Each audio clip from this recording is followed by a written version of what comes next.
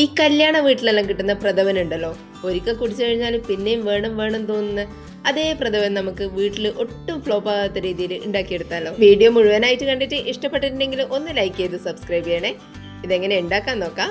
500 gram പരിപ്പ് വെച്ചിട്ടാണ് ഈ പ്രഥമൻ ഉണ്ടാക്കിയെടുക്കുന്നത്. ആദ്യം തന്നെ ഒരു കടായിലേക്ക് ഈ പരിപ്പ് ഇട്ട് കൊടുക്കാം. ഇതിനെ ഒന്ന് വറുത്തെടുക്കണം. അതിന് വേണ്ടിയിട്ടാണ് മെഷറിംഗ് കപ്പിൽ എടുക്കുന്ന സമയത്ത് 2 കപ്പ് പരിപ്പാണ് എടുത്തിട്ടുള്ളത്. ഒരു മീഡിയം ഫ്ലെയിമിൽ വെച്ചിട്ടാണ് ഇത് വറുത്തെടുക്കുന്നത്. കൈവിടാതെ ഇളക്കിക്കൊണ്ടിരിക്കുക, അടിക്കൊന്നും പിടിക്കാതിരിക്കാൻ വേണ്ടിയിട്ട്. ഇനി ഇതൊരു കളർ മാറി ഒരു ഗോൾഡൻ കളറിലായി വരുന്ന സമയത്ത് ഇതിൻ്റെ അകത്ത് നിന്ന് കുറച്ചെടുത്തിട്ട് മാറ്റി വെക്കാം.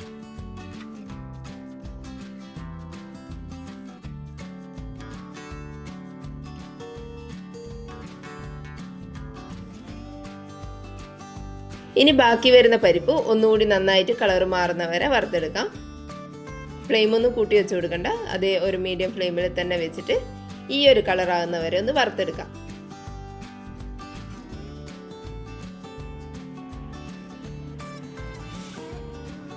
ഈ ഒരു കളറായി കഴിഞ്ഞാൽ നമ്മൾ ആദ്യം വറുത്ത് വെച്ചിട്ടുള്ള പരിപ്പിൽ തന്നെ ഇതും കൂടി ഇട്ട് കൊടുക്കാം.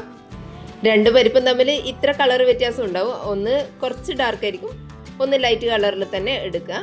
ഇനി ഇതൊന്ന് കഴുകിയെടുക്കാം. പരിപ്പ് വറുത്തതിന് ശേഷമാണ് കഴുകിയെടുക്കുന്നത്. ഒരു 3-4 വെള്ളത്തിൽ നന്നായിട്ട് ഇതിനെ ഒന്ന് കഴുകിയെടുക്കാം. നന്നായിട്ട് കഴുകിയെടുത്തതിന് ശേഷം ഒരു കുക്കറിലേക്ക് ഇട്ട് കൊടുക്കാം.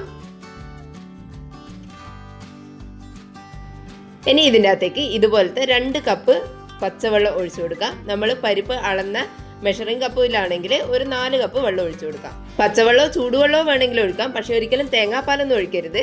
ഇനി ഇത് അടച്ചു വെച്ചിട്ട് ഒരു 2 വിസിൽ വരുന്നവരെ വേവിച്ചെടുക്കാം. ഇനി ഈ പായസത്തിന് വേണ്ട ശർക്കര ഒന്ന് ഉരുക്കിയെടുക്കാം. അതിന് വേണ്ടിയിട്ട് ഒരു പാത്രത്തിലേക്ക് ഒരു 750 ഗ്രാം ശർക്കര ഇട്ട് കൊടുക്കുന്നുണ്ട്. ഇത് അത്യാവശ്യം നല്ല മധുരത്തിലാണ് കിട്ടുക.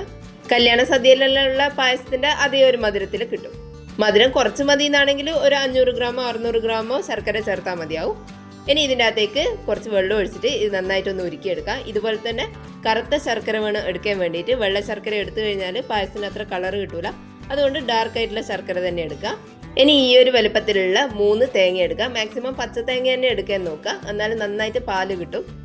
ഇനി ഇത് ചെറുകിയെടുത്തതിന് ശേഷം 1 കപ്പ് വെള്ളം ഒഴിച്ചിട്ട് 1-ാം പാലും പിന്നെ ഒരു 2 കപ്പ് വെള്ളം ഒഴിച്ചിട്ട് 2-ാം പാലും എടുക്കുക. തേങ്ങയിലേക്ക് ഒഴിക്കേണ്ട വെള്ളത്തിന്റെ അളവാണ് ഇത്. തേങ്ങാപ്പാൽ കൂടുതലുണ്ടാവും. ഇനി പായസം ഉണ്ടാക്കാൻ വേണ്ടിയിട്ട് ഒരു കട്ടിയുള്ള പാത്രം എടുക്കുക. അതിൻ്റെ അകത്തേക്ക് ഒരു പീസ് ബട്ടർ അല്ലെങ്കിൽ കുറച്ച് നെയ്യ് ഒഴിച്ചു കൊടുക്കാം. ഇനി ഇതിൻ്റെ അകത്തേക്ക് നമ്മൾ വേവിച്ചിട്ട് വെച്ചിട്ടുള്ള പയറ് ഇട്ട് കൊടുക്കാം. ഇനി ഇതിൻ്റെ അകത്തേക്ക് നമ്മൾ ഉരുക്കി വെച്ചിട്ടുള്ള ശർക്കരപ്പാനി ഒഴിച്ചു കൊടുക്കാം. ശർക്കരപ്പാനി അരിച്ചിട്ട് വേണം ഒഴിച്ചു കൊടുക്കാൻ വേണ്ടിയിട്ട്. അരിക്കാണ്ട് ഒഴിക്കുകയേ ചെയ്യരുത്, അരിച്ചിട്ട് ഒഴിച്ചു കൊടുക്കാം. ഇനി നന്നായിട്ടൊന്ന് മിക്സ് ചെയ്തെടുക്കാം. പരിപ്പ് ഇതുപോലെ കാണുമ്പോൾ നന്നായിട്ട് കുഴഞ്ഞ പോലെ ഉണ്ടാവും, പക്ഷേങ്കിൽ ശർക്കരപ്പാനി ഒഴിച്ചു കഴിഞ്ഞാൽ ഇത് കുറച്ചുകൂടി ഒന്ന് ഹാർഡാവും. ഇനി ഇത് കൈവിടാതെ തന്നെ ഇളക്കിക്കൊണ്ടിരിക്കാം. ഹൈ ഫ്ലെയിമിൽ വെച്ചിട്ടാണ് ഇതെല്ലാം ചെയ്തെടുക്കുന്നത്. ഇനി പായസം വെക്കുമ്പോൾ എല്ലാം ഹൈ ഫ്ലെയിമിൽ തന്നെ വെച്ചിട്ട് ചെയ്യാം.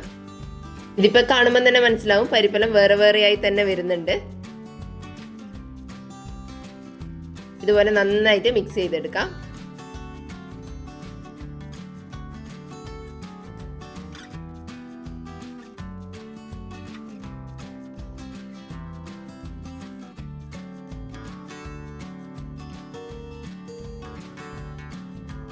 പ്രഥമൻ ഉണ്ടാക്കാൻ എന്തായാലും കുറച്ച് സമയം എടുക്കും. ഇതെല്ലാം ഒന്ന് വറ്റി വരണ്ട് വരണം. അതുവരെ ഹൈ ഫ്ലെയിമിൽ തന്നെ വെച്ചിട്ട് ചെയ്യാം, പക്ഷേങ്കിൽ കുറച്ച് സമയം എടുക്കും. ഇതുപോലെ തന്നെ ശർക്കരയിൽ കിടന്നിട്ടൊന്ന് വറ്റി വരണ്ട് വരണം. ഇതുപോലെ നന്നായിട്ട് വറ്റി വന്നിട്ടുണ്ട്. ഈ ഒരു പരുവായി കഴിഞ്ഞാൽ നമുക്ക് ഇതിൻ്റെ അകത്തേക്ക് 2-ാം പാൽ ഒഴിച്ചു കൊടുക്കാം.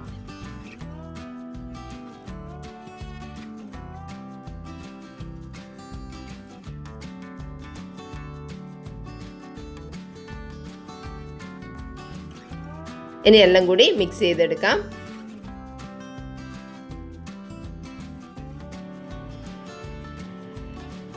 ഫ്ലെയിം ഒന്നും കുറച്ച് വെക്കേണ്ട ആവശ്യമില്ല, ഹൈ ഫ്ലെയിമിൽ തന്നെ വെച്ചിട്ട് ഇതുപോലെ ഒന്ന് മിക്സ് ചെയ്തെടുക്കാം. ഇനി ഇതുകൂടി നന്നായിട്ട് തിളച്ചിട്ടൊന്ന് കുറുകി വരണം. അതുവരെ കൈവിടാതെ തന്നെ ഇളക്കി കൊടുക്കാം. അടിക്ക് പിടിക്കാതിരിക്കാൻ വേണ്ടിയിട്ട് ഇടയ്ക്കിടയ്ക്ക് തന്നെ ഇളക്കി കൊടുക്കുക.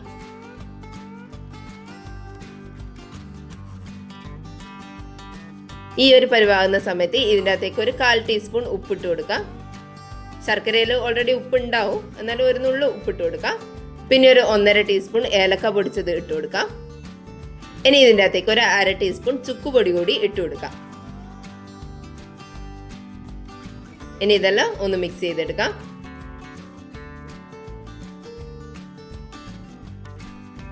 ഹൈ ഫ്ലെയിമിൽ തന്നെ വെച്ചിട്ട് തുറന്ന് വെച്ചിട്ട് തന്നെ വേണം ഇതൊന്ന് കുറുക്കിയെടുക്കാൻ വേണ്ടിയിട്ട്, അല്ലെങ്കിൽ പിരിഞ്ഞു പോകും പാല്.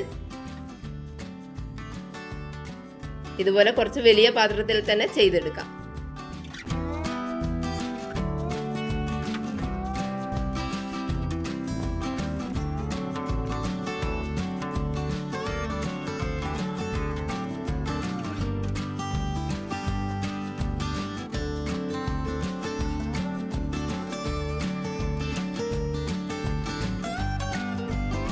ഇതുപോലെ പായസം കുറുകിയൊന്ന് വന്നു കഴിഞ്ഞാൽ ഫ്ലെയിം ഒന്ന് ലോയിൽ വെച്ചതിന് ശേഷം ഇതിൻ്റെ അകത്തേക്ക് നമുക്ക് 1-ാം പാൽ ഒഴിച്ചു കൊടുക്കാം.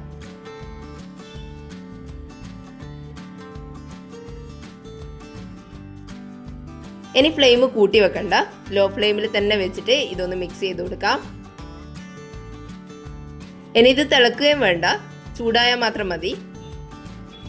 നന്നായിട്ടൊന്ന് മിക്സ് ചെയ്ത് കൊടുക്കാം.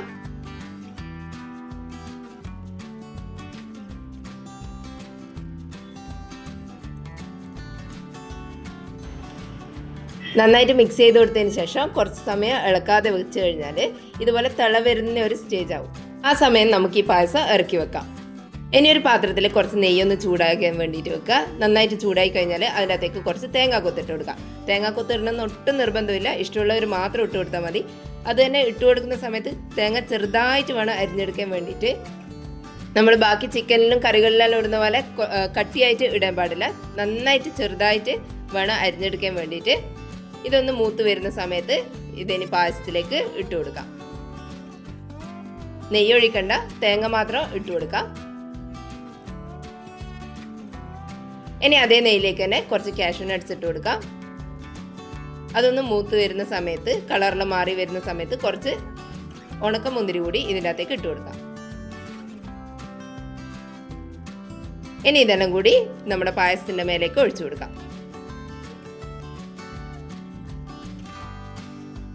നമ്മൾ അടിപൊളി ടേസ്റ്റിലുള്ള പ്രഥമൻ റെഡി ആയിട്ടുണ്ട്. കല്യാണ സദ്യയെല്ലാം കിട്ടുന്ന അതേ ഒരു രുചിയിലാണ് ഈ പ്രഥമൻ ചെയ്തെടുത്തിട്ടുള്ള. ഒട്ടും പിരിഞ്ഞു പോകുന്ന ചെയ്യാണ്ട് നല്ല പെർഫെക്റ്റ് ആയിട്ട് കിട്ടിയിട്ടുണ്ട്. ഇതുപോലെ എന്തായാലും എല്ലാവരും ഒന്ന് ഉണ്ടാക്കി നോക്കിക്കോ. വീഡിയോ കണ്ടിട്ട് ഇഷ്ടപ്പെട്ടിട്ടുണ്ടെങ്കിൽ ഒന്ന് ലൈക്ക് ചെയ്ത് സബ്സ്ക്രൈബ് ചെയ്യണേ. താങ്ക്